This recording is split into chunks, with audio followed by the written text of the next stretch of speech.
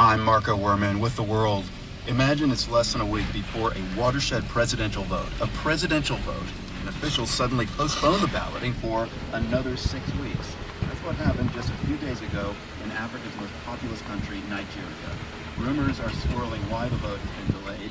Some say the current president, Goodluck Jonathan, was afraid his opponent, former military ruler Muhammadu Buhari, was going to win. But the president says no, the date change is all because of the possibility of attacks by the extremist group Boko Haram. He says military leaders could not guarantee safety at polling stations. But Nigerian writer Adobe Trisha Nobani is not buying that explanation. That doesn't sound very honest, especially because in the same conversation, the president said that he gets hourly briefings from his national security advisor. There are suspicions, of course, that the ruling party were afraid of losing the election because Muhammadu Buhari's popularity appears to have been soaring over the past few weeks. It's possible the president just wants the momentum of the opposition campaign to die down or whatever else he wants to do to regroup his campaign troops for another fresh onslaught on the polls. So that is the suspicion. And how large is the threat of Boko Haram looming in this vote? This is the first election we've conducted with Boko Haram as a threat to the country.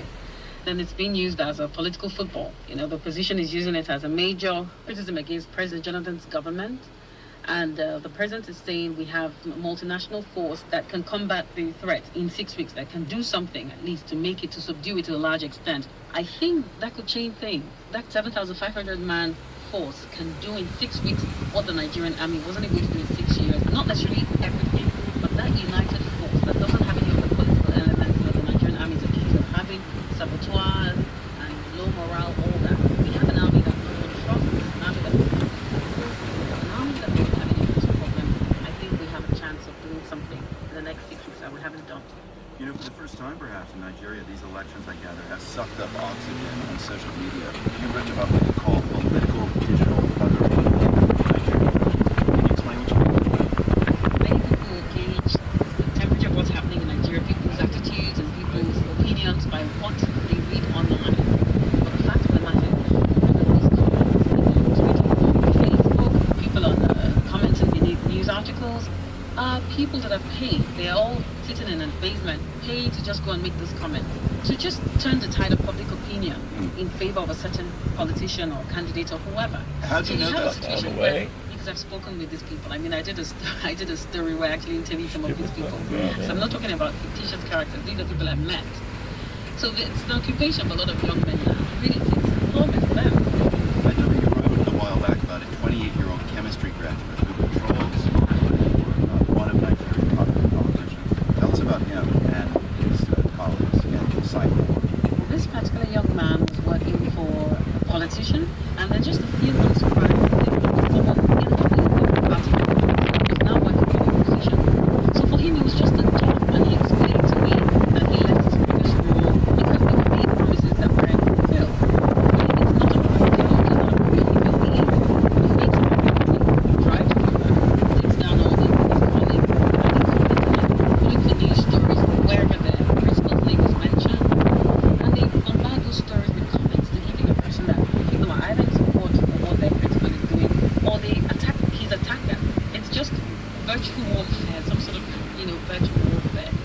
It's like a battlefront to steer public opinion in a certain direction. When we talk Nigeria and politics, I'm afraid we've got to bring corruption into the conversation. And you've written that in Nigeria, the culture has always been that anyone who gets into power suddenly finds himself holding a knife with which to cut the national cake, must invite his clan to both slice and eat it with him. And it's pretty poetic. Are you not worried that regardless of a Jonathan or Buhari victory in this election when it happens, this will end up by being the case?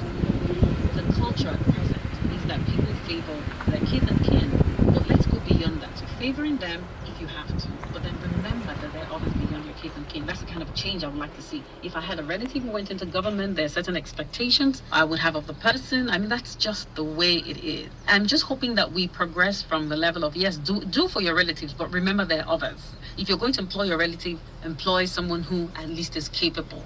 Don't take some illiterate and put him in charge of the Ministry of Education. It feels like your expectations are kind of low for Nigeria. I'm Nigerian. It would be unrealistic to expect President Jonathan, for example, to get into power and not make certain allocations to certain people. General Muhammad Buhari has people supporting him. I would be surprised if he went into power and totally abandoned those people. I'm not going to have unrealistic expectations for Nigeria, but I remain optimistic. Nigerian writer Adobe Trisha Nobani lives in the Nigerian capital, Abuja.